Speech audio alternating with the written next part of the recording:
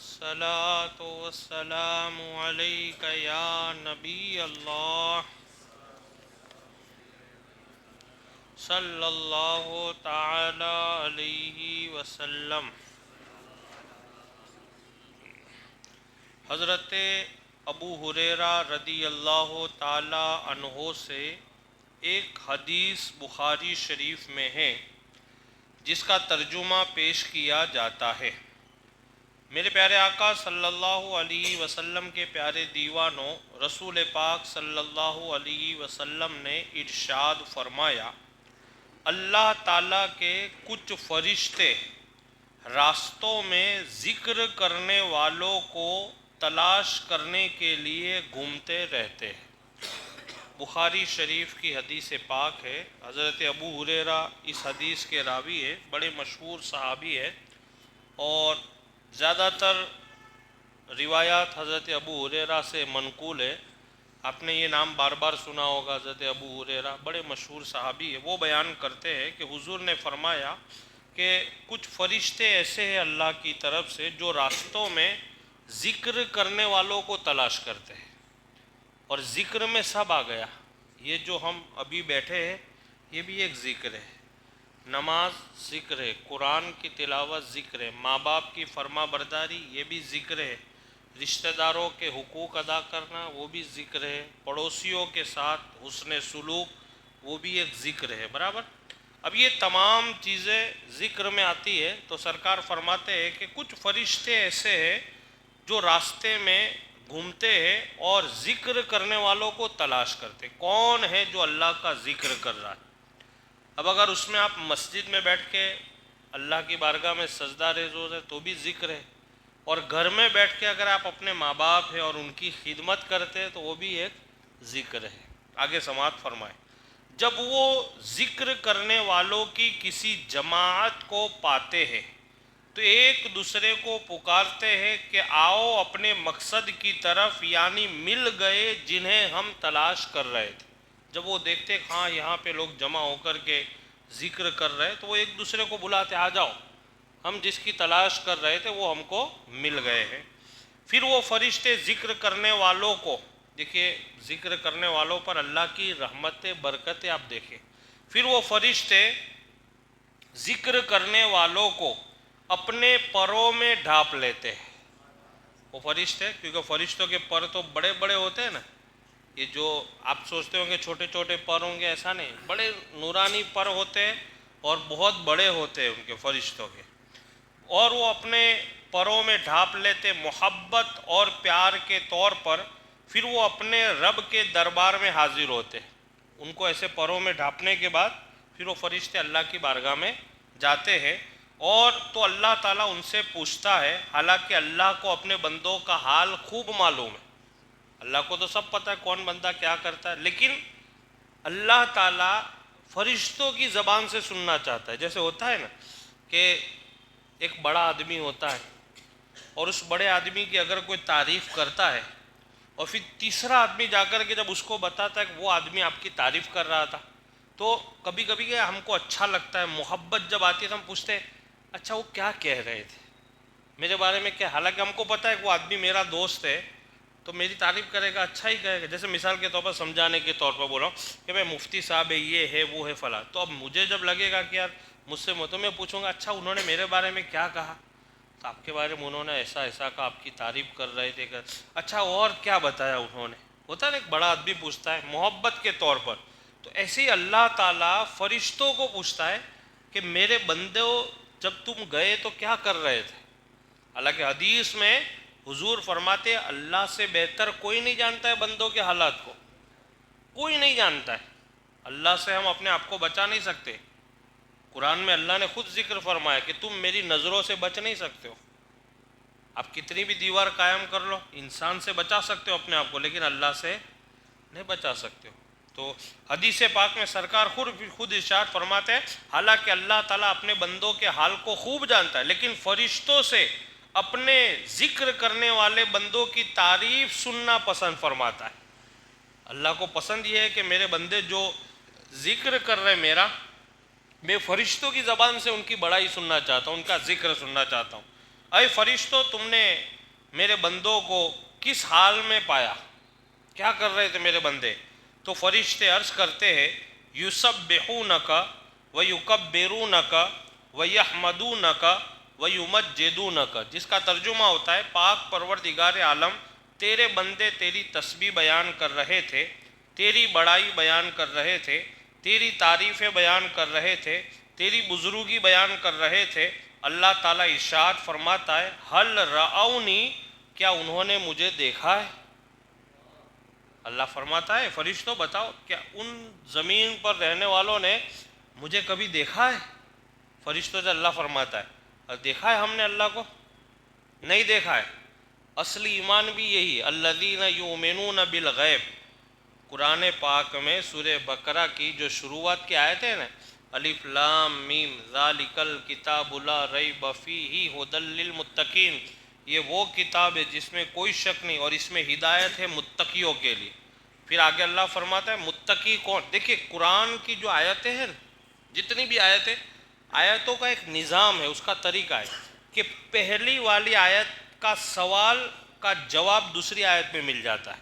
قرآن پاک میں آپ شروع سے لے کے آخر تک دیکھو گے، پہلی آیت میں جو سوال قائم ہوگا دوسری آیت میں اس کا جواب۔ الذین ھدی للمتقین، قرآن ہدایت ہے متقیوں کے لیے۔ اب ہمارے دل میں یار متقی کون ہے؟ چشتیہ میں نماز پڑھنے والے یا دوسری نماز میں پڑھنے والے یا دوسری مسجد، متقی کون ہے؟ سوال پیدا ہوا۔ تو اللہ فرماتا ہے الذین یؤمنون بالغیب، جو اللہ پر بن دیکھے ایمان لاتے، یہ متقی ہے۔ الذین یؤمنون بالغیب ویقیمون الصلاۃ، صرف اتنا نہیں کہ ایمان لائے، پھر اب ایمان لانے کے بعد آپ بیٹھ جاؤ گے تو نہیں چلے گا، بیٹھنا بھی نہیں ہے، ویقیمون الصلاۃ، نماز بھی پڑھنی ہے۔ الذین یؤمنون بالغیب ویقیمون الصلاۃ، اچھا خالی ایسا نہیں کہ نماز، الذین یؤمنون بالغیب ویقیمون الصلاۃ ومما رزقناہم ینفقون، اور اللہ فرماتا ہے ہم نے ہمارے بندوں کو جو دیا ہے اس کو راہ خدا میں خرچ کرتے ہیں۔ یہ بھی تقویٰ کی پہچان ہے، یہ بھی متقیوں کی پہچان ہے، یعنی قرآن پاک کا ایک نظام ہے۔ تو اللہ کو تو سب پتہ ہے، ہمارا ایمان بھی پتہ ہے کیا ہے، ہم کس طرح، لیکن اللہ تعالیٰ فرشتوں سے پوچھتا ہے کیا انہوں نے مجھے دیکھا ہے، میرے بندوں نے مجھے دیکھا ہے؟ تو فرشتے عرض کرتے ما رأوکا، نہیں مولا انہوں نے تو تجھے نہیں دیکھا ہے۔ یہ اور وہ کیسے دیکھ سکتے؟ جب انبیاء کرام نے تجھے دیکھنے کا جب جلوہ دیکھنے کی خواہش کی اور جب تو نے اپنے جلوے کی ایک جھلک بتائی تھی تو انبیاء کرام بھی نہیں دیکھ پائے تھے، یہ تو مخلوق کی بات ہے، وہ کیسے دیکھ سکتے؟ مولا تیری شان ہے۔ تو کہا انہوں نے تجھے دیکھا نہیں ہے؟ تو اللہ تعالیٰ فرماتا ہے کیف لو رعونی، پھر اللہ فرماتا ہے اگر وہ مجھے دیکھ لیتے تو ان کا کیا حال ہوتا؟ جب بن دیکھے ایمان کا یہ عالم ہے، ہم نے اللہ کو دیکھا ہے، ہم نے جہنم جنت کو دیکھا ہے، ہم نے فرشتوں کو دیکھا ہے، لیکن بن دیکھے ہمارا ایمان مضبوط ہے، اور اسی کا نام اصلی ایمان ہے کہ بن دیکھے جو آپ کا ایمان مضبوط ہے وہ اصلی ایمان ہے۔ تو اللہ فرماتا ہے انہوں نے مجھے نہیں دیکھا ہے، اور اگر وہ دیکھ لیتے تو کیا ہوتا ان کا حال؟ تو فرشتے عرض کرتے ہیں مولا اگر وہ تجھے دیکھ لیتے تو وہ تیری زیادہ عبادت کرتے، تیری زیادہ بزرگی بیان کرتے اور تیری زیادہ تسبیح بیان کرتے اگر تجھے دیکھتے۔ بن دیکھے یہ حال ہے کہ وہ ہر وقت تسبیح ذکر کرتے رہتے، اگر دیکھ لیتے تو وہ ہر وقت تیرا ذکر کرتے۔ پھر آگے فرماتے، پوری حدیث سے پاک سماعت فرمائے، اللہ تعالیٰ فرماتا ہے فما یسألون، وہ مجھ سے کیا مانگ رہے تھے؟ یہ پورا ایک واقعہ ہے، بخاری شریف میں یہ پورا ایک واقعہ ہے، اور الحمدللہ میں نے عربی میں پڑھا بھی اور پڑھایا بھی ہے کئی بار، اور یہ آج آپ کو بتا رہا ہوں یہ روایت، بڑی پیاری روایت۔ اللہ تعالیٰ فرماتا ہے فما یسألون، وہ مجھ سے کیا مانگ رہے تھے؟ فرشتے عرض کرتے مولا وہ تجھ سے جنت مانگ رہے تھے۔ وہ کیا کہہ رہے تھے؟ جنت مانگ رہے تھے۔ اللہ تعالیٰ فرماتا ہے کیا انہوں نے جنت دیکھی ہے؟ فرشتے عرض کرتے نہیں، قسم رب کائنات کی انہوں نے جنت نہیں دیکھی۔ اللہ تعالیٰ فرماتا ہے اگر وہ جنت دیکھ لیتے تو ان کا کیا حال ہوتا؟ جب بن دیکھے جنت کی خواہش کر رہے، اب جنت تو آپ نے سنا ہے کہ بھئی جنت کا ایسا عالم ہوگا کہ آدمی دیکھنے کے بعد اسے احساس ہوگا کہ کاش ہم دنیا میں کوئی گناہ ہی نہیں کرتے، نیکیاں ہی نیکیاں کرتے اگر ایسی جنت ملنے والی تھی، اور جس کی لمبائی اور چوڑائی کا عالم یہ ہوگا کہ اس کونے سے اگر گھوڑا، تیز رفتار گھوڑا اگر مکمل طور پر رفتار کے ساتھ اگر دوڑے تو 70,000 سال. کتنے؟ 70,000 سال. اور آپ ہماری بھاشا میں 70 برابر 70,000 سال تک گھوڑا اس پار سے اگر دوڑے اس پار بھی نہیں پہنچ پائے گا. اتنی تو ایسی چوڑائی ہے اور ایسے لمبائی بھی اتنی. اب آپ اندازہ لو. اور اس میں بھی پھر الگ الگ درجے ہیں، اللہ نے الگ الگ درجے بنائے ہیں. پھر الگ سرکار علیہ السلام جنتیوں کے بارے میں آپ فرماتے ہیں کہ جنت میں جب آپ جاؤ گے اور جانے کے بعد جب کوئی چیز کی خواہش ہوگی تو آپ کو ایسا نہیں کہ بھائی عرضی لگانی پڑے گی اور بولنا پڑے گا کسی کو. یہ نہیں، آپ کی خواہش ہوئی کہ مجھے ایپل کا جوس پینا ہے، سمجھ گیا؟ سمجھے کہ نہیں؟ حاضر ہو جائے گا. صرف آپ کے خیال، سوچ، بولنا نہیں ہے، زبان تو ہلانے کی نہیں ہے وہاں، سمجھ گئے؟ لیکن وہاں جانے سے پہلے یہاں یہ دارالعمل ہے. یہ کیا ہے؟ دنیا دارالعمل ہے. اور دارالعمل کا میننگ ہوتا ہے یہاں آپ کو عمل کرنے ہیں وہاں جانے کے لیے. اب وہ عمل آپ نہیں کرو اور خواہشیں کر کے بیٹھو تو کوئی مطلب. یہاں عمل آپ اتنے کرو کہ آپ کو آسانی سے وہاں داخلہ مل جائے. اللہ فرماتا ہے فما یسلون بندے مجھ سے کیا مانگ رہے؟ کہ وہ جنت. کیا انہوں نے جنت دیکھی؟ کا نہیں. اگر وہ دیکھ لیتے تو ان کی حسرت اور بڑھ جاتی، طلبگار ہو جاتے، ان کا شوق بڑھ جاتا. اللہ تعالیٰ فرماتا ہے وہ کس چیز سے پناہ مانگ رہے تھے. یعنی اللہ کو تو سب پتہ ہے کہ بندہ کیا مانگتا ہے، کہاں کس چیز سے بچنا چاہتا ہے، کس چیز میں جانا چاہتا ہے. اللہ کو سب پتہ ہے، وہ علیم و خبیر، سمیع و بصیر ہے. لیکن اللہ تعالیٰ فرشتوں کے ذریعہ سب باتیں پوچھ رہا ہے کہ بتاؤ وہ کس چیز سے پناہ مانگ رہے تھے. فرشتے عرض کرتے من النار، جہنم کی آگ سے. ہم دعا مانگتے ہیں نا، اللہم ربنا آتنا فی الدنیا حسنۃ وفی الآخرۃ حسنۃ وقنا عذاب النار. جو لاسٹ والا ورڈ ہے اس کا مطلب کیا ہے؟ جہنم سے بچا. اس لیے دعاؤں میں آمین بولنا چاہیے. ہم اور آپ جو خاموش رہتے ہیں دعا کے ٹائم بالکل ایک دم، یعنی دعا سمجھ میں آئے کہ نہیں آئے آمین بولنا چاہیے تاکہ اس دعا میں حصے دار آپ ہو جاوے. سمجھ گئے؟ کبھی بھی کوئی جگہ اور دعا ایک ایسی چیز ہے نا، سرکار فرماتے الدعاء مخ العبادہ. دعا ہے نا عبادت کا مغز ہوتا ہے، مین ماوا دعا ہوتی ہے. آپ عبادت کا اس کے بعد لاسٹ میں دعا کیا گیا. سرکار علیہ السلام کا عمل تھا. میرے آقا فرماتے میں نے جب بھی کوئی عبادت کی میں نے دعا کی. کبھی اگر میں جلدی میں ہوتا تو سرکار فرماتے میں نے مختصر بھی دعا کی ہے لیکن اس دعا پہ آمین بھی کہا کرے آپ. کیونکہ اکثر دیکھا گیا ہے کہ لوگ بڑے خاموش رہتے ہیں اور پھر دوسری باتیں کریں گے کہ مفتی صاحب زور سے دعا نہیں مانگتے، مفتی صاحب کو مائک میں دعا مانگنی چاہیے، وہ مشورہ سب دے دیں گے پر آمین کسی کو نہیں کہنا ہے. کوئی نہیں کہے گا. بس ایک دم جیسے گھر سے یوں قسم کھا کر کے آئے ہو، آمین تو نہیں کہیں گے، درود شریف نہیں پڑھیں گے، یہ نہیں کریں گے. امام صاحب بتائے وہ ہم کو نہیں کرنا ہے. ہم بولے وہ امام کرے لیکن امام بتائے وہ ہم نہ کرے. ہے نا؟ ایسا ہی ہے نا. یہ تو آپ کا معاملہ ہے، باقی ہم کو تو اس سے کوئی مطلب نہیں ہے. اگر آپ نہیں بولو، ہماری باتوں کا آپ ایکسیپٹ نہیں کرو گے تو یہ معاملہ آپ کا ہے.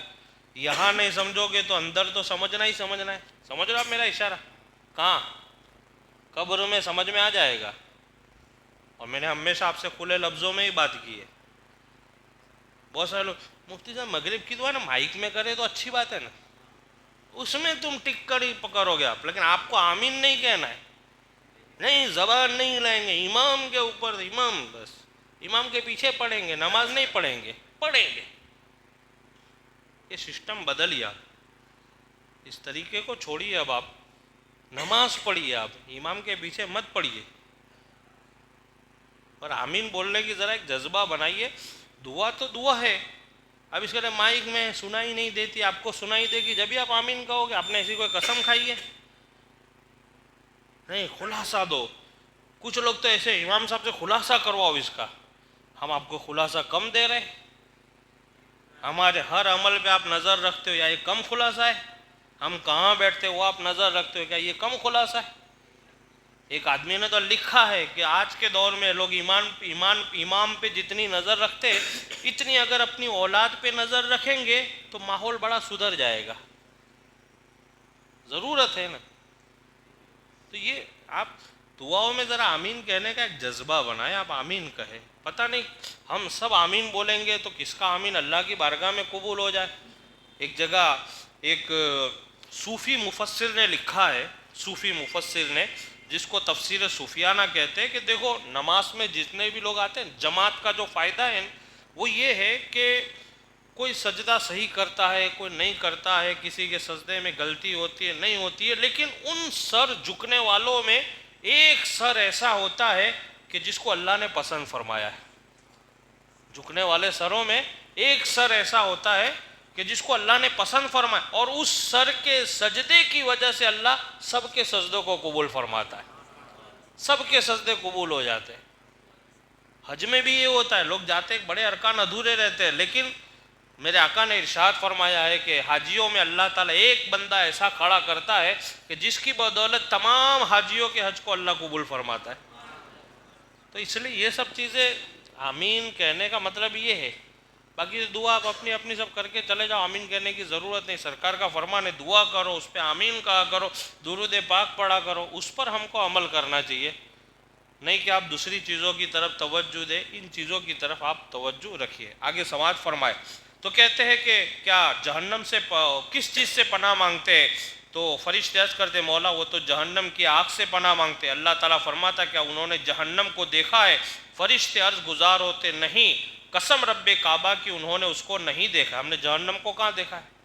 ہمارا تو ایمان ہے کہ سرکار نے فرمایا کہ جہنم ایسی ہے کہ جس میں اگر انسان کو ڈالا جائے گا تو وہ جل کر کے کوئلہ ہو جائے گا، راکھ ہو جائے گا. اور وہ آگ ایسی ہے کہ سرکار علیہ السلام فرماتے کہ اگر اس میں سے ایک ہانڈی بھر کر کے اگر دنیا میں ڈال دی جائے، سرکار فرماتے پوری دنیا جل جائے گی. اگر اس آگ میں سے ایک ہانڈی بھر کے سرکار فرماتے دنیا میں اگر ڈال دی جائے تو دنیا جل جائے گی. اور قیامت کے دن تو اس آگ میں انسان کو ڈالا جائے گا، کیا عالم ہوگا. اچھا پھر میں نے بیچ میں عرض کیا تھا کہ آپ بہت سارے لوگ سوچتے کہ ایک بار جل جائیں گے، مر جائیں گے، بات ختم. نہیں، پھر زندہ کیے جاؤ گے، پھر جلا ہو جاؤ گے، پھر زندہ کیے جاؤ گے، پھر جلائے جاؤ گے. بار بار ہوگا یہ. آپ کو بار بار جہنم کا عذاب کا مزہ چکھایا جائے گا، ہم سب کو. سمجھ گئے؟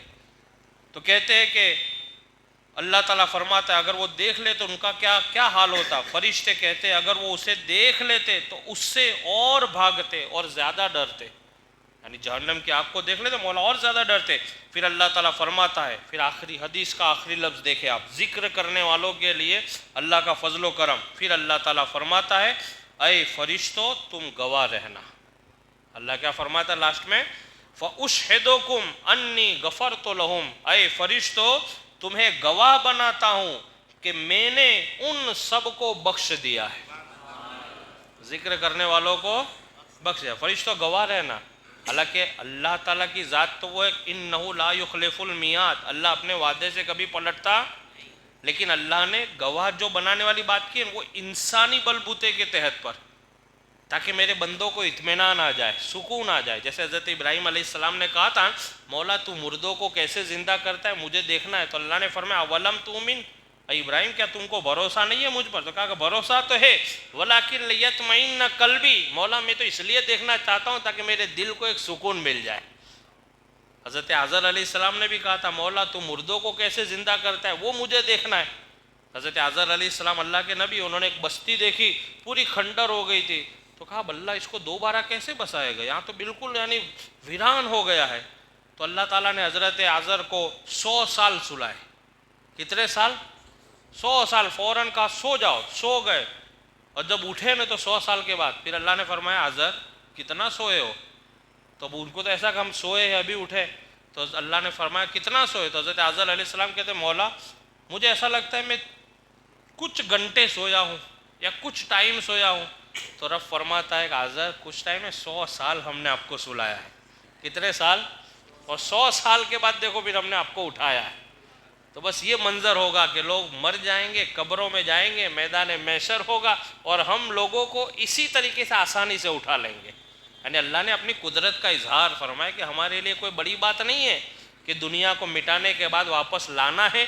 یہ رب کے لیے کوئی بڑی بات، اللہ چاہے گا کن فیکون، اللہ فرمائے گا ہو جا، فوراً ہو جائے۔ اللہ فرماتا ہے فَأُشْهِدُكُمْ أَنِّي غَفَرْتُ لَهُم، میں فرشتوں گواہ رہنا میں نے ان سب کو بخش دیا ہے۔ فرشتے کہتے ہیں اللہ ان میں، اب دیکھیں ذکر کی برکت، آپ دیکھیں سبحان اللہ۔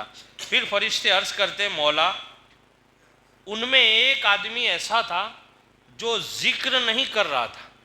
ہم نے ایک ایسی محفل دیکھی تھی اللہ تعالیٰ، لیکن اس میں ایک آدمی تھا وہ ذکر نہیں کر رہا تھا۔ پھر آگے جملے آپ دیکھیں، یہ بخاری شریف کی حدیث ہے پاک، بلکہ اپنی کسی ضرورت کے لیے ان کے پاس آیا تھا۔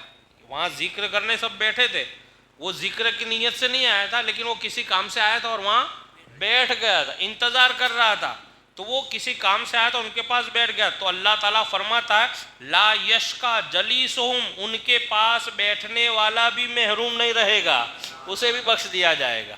یہ ذکر کی برکت، یعنی اس محفل میں اگر کوئی خالی ایسے بھی آ جاتا ہے تو اللہ تعالیٰ اسے بخش دے۔ تو ذکر کرنے والوں کو اللہ کتنا بدلہ عطا فرمائے گا، آپ اندازہ لگائیں۔ اللہ سے دعا ہے اللہ رب العزت سب سے پہلے مجھے اور آپ تمامی حضرات کو ذکر کی توفیق عطا فرمائے۔ ان